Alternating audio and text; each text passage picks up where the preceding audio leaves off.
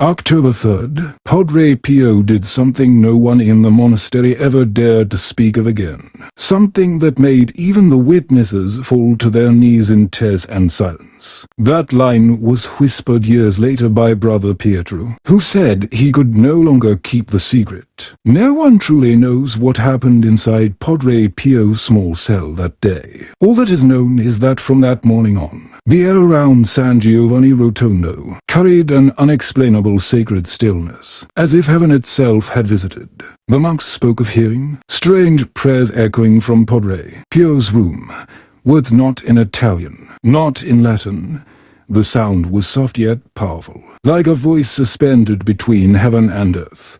The door remained slightly open, but no one dared to enter, because they believed that Padre Pio wasn't just praying. He was meeting someone. Before dawn, Padre Pio rose earlier than usual. He knelt before the statue of the Sacred Heart of Jesus, holding his worn rosary, the beads polished by decades of tears and devotion. The flicker of a single candle lit his face, then, pale, but shining with a strange light. A young friar passing by later said, "I couldn't tell if that light came from the candle or from heaven itself." What shocked everyone most was what Padre Pio said just before sunrise. He asked to be alone and uttered only one sentence. "Today, I must meet him." But who was him? A saint, an angel, or Christ himself? No one knew, yet the words left an unsettling silence in the monastery. Even the wind seemed to stop, and the chapel bells refused to ring.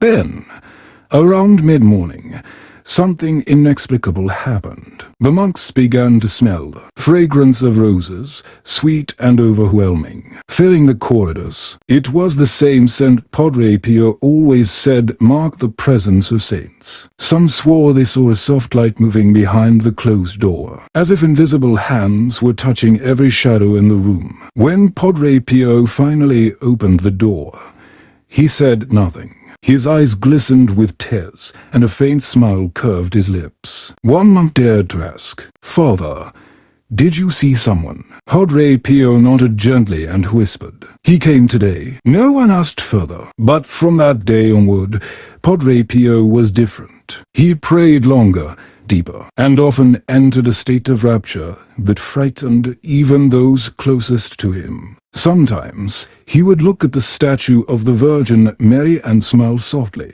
as if he were conversing with someone unseen. Rumors spread that on October 3rd, Padre Pio had made a sacred covenant, not with men, but with a saint he had venerated his entire life. And that covenant, as many would later claim, was the beginning of miracles never recorded in any book about Padre Pio. Miracles that even the Church hesitated to speak of. They say some secrets are too sacred to speak of, and that Padre Pio carried one of them. After October 3rd, something about him changed. It wasn't just the look in his eyes or the calm in his voice. It was the atmosphere around him, as if heaven itself followed wherever he walked. Those who met his gaze said they felt their hearts tremble, as though they'd been seen through by something divine. The monks began to notice strange signs. Padre Pio spoke less but prayed longer. During his prayers, the wounds on his hands, the stigmata, would sometimes glisten with fresh blood. Yet he never showed pain. He would simply whisper, "These are the marks of love." One afternoon, as the golden light of sunset covered the monastery walls, a young friar came to deliver a letter to Padre Pio. While waiting outside his cell, he heard voices. One was clearly Padre Pio's, but the other was soft, pure, almost musical. He leaned closer, and his heart froze when he heard Padre Pio say, "You've come at last, Saint of the Lord." The door suddenly opened. Light spilled out, forcing the friar to step back. When he dared to look inside, he saw Padre Pio on his knees, tears gliding down his face, yet his expression was radiant with peace. No one else was in the room.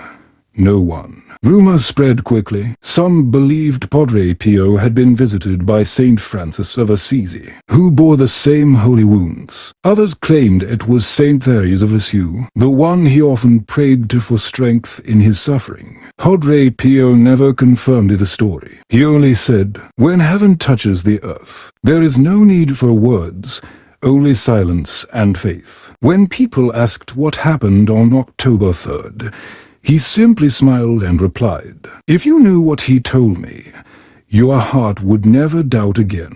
Those words haunted everyone who heard them. What message had he received? What secret had been entrusted to him? One evening, as Padre Pio prayed the rosary, a young monk asked softly, "Father, if I truly long to see a saint, is it possible?" Padre Pio looked at him with a gaze that seemed to pierce through time itself. "If you pray with all your heart, the saints will come to you. But be ready, for they never come without changing your life." The candle flickered. A faint scent of roses filled the air, that same heavenly fragrance that always preceded miracles. From then on, many believed Padre Pio was being guided, not by vision, but by presence. He was said to receive messages during his sleep, to be led by unseen hands during prayer, and whenever he touched the sick, healing followed. The blind saw, the mute spoke. Yet Padre Pio would only say, "It is not direct, it is him through me." If you're still watching and something inside you feels moved, perhaps that's no coincidence, tap like or leave a comment saying, "I believe in miracles," because sometimes faith itself is what invites heaven to act. But none of the friars could have imagined that, just a few nights later, Padre Pio would take out a small, worn notebook and write down everything the saint had told him that day. He locked it away, never speaking of it again. Years later, when the notebook was finally opened, the words inside made the entire monastery tremble. Many years after Padre Pio's death, the small room where he used to pray was finally opened. The door creaked softly, as if time itself sighed. Everything inside remained untouched. His brown habit, the old Bible worn at the edges, a half-melted candle, and on the wooden desk, a small box covered in dust. On its lid, carved in Latin, were the words, "Secretum inter caelum et terram," the secret between heaven and earth. No one knew where the box had come from, nor when Padre Pio placed it there. Some of the friars remembered him once saying, "When the right time comes, you will know what to do." Decades passed. The monastery grew quieter, and most of those who had known Padre Pio were gone. One young priest, assigned to catalogue the relics in his cell, finally decided to open the box. The lock was rusted and fragile, yet when his fingers touched it, it snapped open on its own. Inside was a small leather notebook, its pages yellowed by age. The first few pages were blank, but near the center, a single page was marked with a tiny rosary. The first line froze everyone who read it. October 3rd, he came. The handwriting that followed was trembling, yet deliberate, as if written in a moment of awe. Padre Pio described how, on that morning, as he prayed, a radiant light filled the room. In the midst of that light appeared a gentle figure, robed in grey, with the same holy wounds upon his hands, and a smile that carried the peace of heaven. Padre Pio wrote, "He spoke without words, yet I understood everything. Between us there was no language, only light and love. He said, 'The time is near. Pray for those who have forgotten heaven.'" Further down the page, his words grew more intense. "I saw souls like small lamps lost in the night, crying out in silence. He told me every prayer, every tear, will become a candle to lead them back to the light." At the bottom of the page, a final, haunting sentence appeared. "He said that 3 days after I leave this world, he will come again, not to take me, but to announce something to the world." No one understood what announce something to the world meant. But what stunned the monastery was the terrifying coincidence that followed. Padre Pio died on September 23rd, and on September 26th, the statue of the Virgin Mary in the chapel began to glow with light for several hours, without candles, without electricity. After reading the last page, the priest closed the notebook. In that instant, a familiar fragrance filled the room, the same sweet scent of roses that had always surrounded Padre Pio during his life. The notebook was later copied and preserved, but the original disappeared soon after. Some believe it remains hidden in the monastery archives. Others claim it was taken to Rome.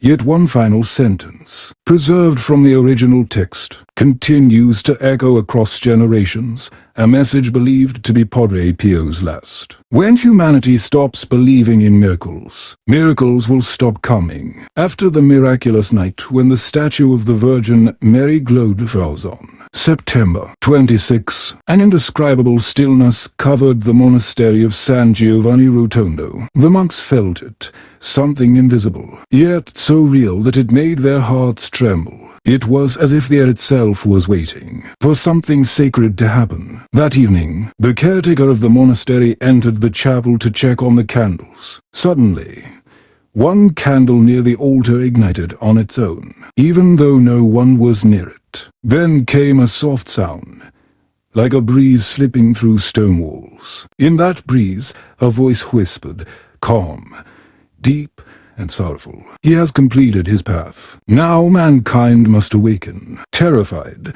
the caretaker fell to his knees. But instead of fear, an overwhelming peace washed over him. When he opened his eyes, the statue's light began to fade. Yet two glistening tears remained on the Virgin's face, so real that they shimmered like dew in the candlelight. News spread quickly. Within days, hundreds of pilgrims gathered at the monastery. Many claimed that as they touched the statue, a fragrance of roses filled the chapel, the same scent that used to surround Padre Pio when he prayed. Others swore they saw faint sparks of light floating in the air, vanishing right after they finished the Hail Mary. Father Michel, one of the oldest monks, wept as he witnessed this. This is not merely a sign, he said softly. It is a reminder that what Padre Pio wrote was not meant only for us, but for the whole world. Soon after, the Vatican sent a team of investigators. They examined the light, the wiring, and the materials of the statue, yet found nothing unusual. No scientific explanation could account for what had happened. One of the scientists, pale and shaken, leaned toward the head priest and whispered, "If this is not a miracle, then it is something science cannot yet comprehend." While they debated, another strange occurrence took place. During a memorial mass for Padre Pio, a young monk leading the hymn suddenly stopped singing, his eyes fixed on the statue of Mary.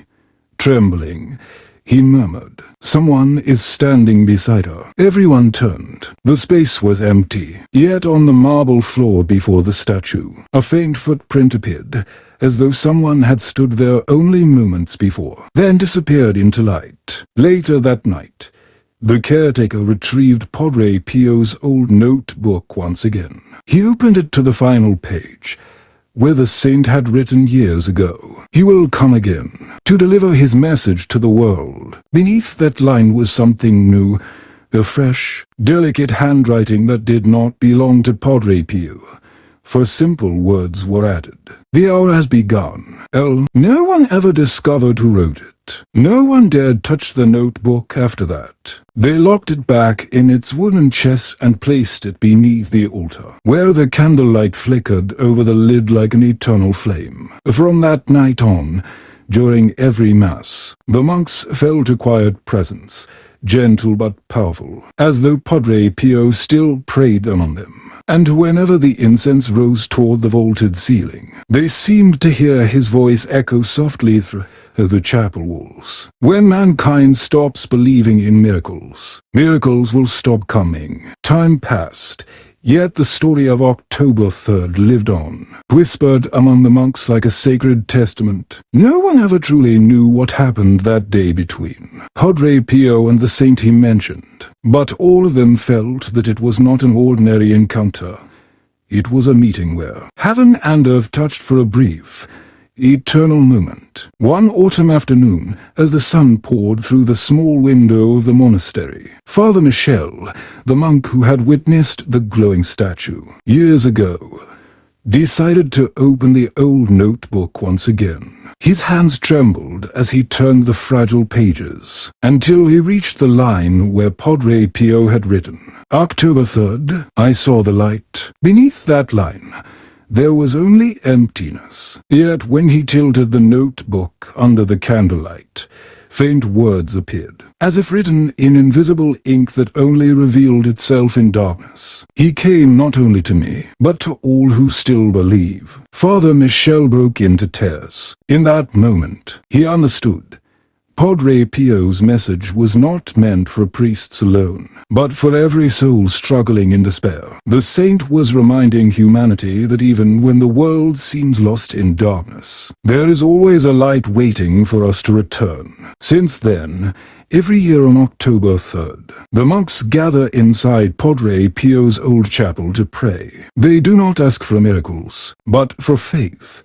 The kind of faith that sustains the heart in silence. During these nights of prayer, many have claimed to hear the gentle sound of rosary beads moving, though no one was holding them. Others have seen a faint brown shadow, the shape of a friar's robe, gliding softly through the corridor before fading into the mist of incense. One pilgrim, an old man, once shared that when he visited Padre Pio's tomb in 1997, he was suddenly surrounded by the fragrance of roses. He prayed quietly, "If you are still here, Padre, please give me a sign." At that very moment, a breeze swept through the chapel, and a drop of wax fell from the candle, forming a small heart on the stone floor. The old man wept, certain that heaven had just whispered back. Today, many believe Padre Pio's message about October 3rd was a prophecy, a gentle warning that humanity must prepare its heart, not for an apocalyptic event, but for a divine encounter that may happen in silence, when we least expect it. A young friar once prayed before the same statue that had glowed long ago and whispered, "I can feel Padre Pio here, praying with us and for us all." Perhaps that is exactly what Padre Pio wanted to leave behind. Not fear, not mystery, but a living faith. A faith that reminds us to stay humble, to love, and to trust that even in our darkest nights, heaven is closer than we think. If you are watching this right now, maybe it is not by chance. Maybe Padre Pio is reaching out to you to tell you that he is still praying for you. Wherever you are, take a moment, close your eyes, whisper a small prayer from your heart, and perhaps, in that silence, you will feel his presence, gentle, warm, and real. If you believe that miracles still happen, don't forget to like this video and subscribe to the channel, so together we can share the message of faith and hope to more hearts around the world. Because who knows, you might be the one to witness the next miracle.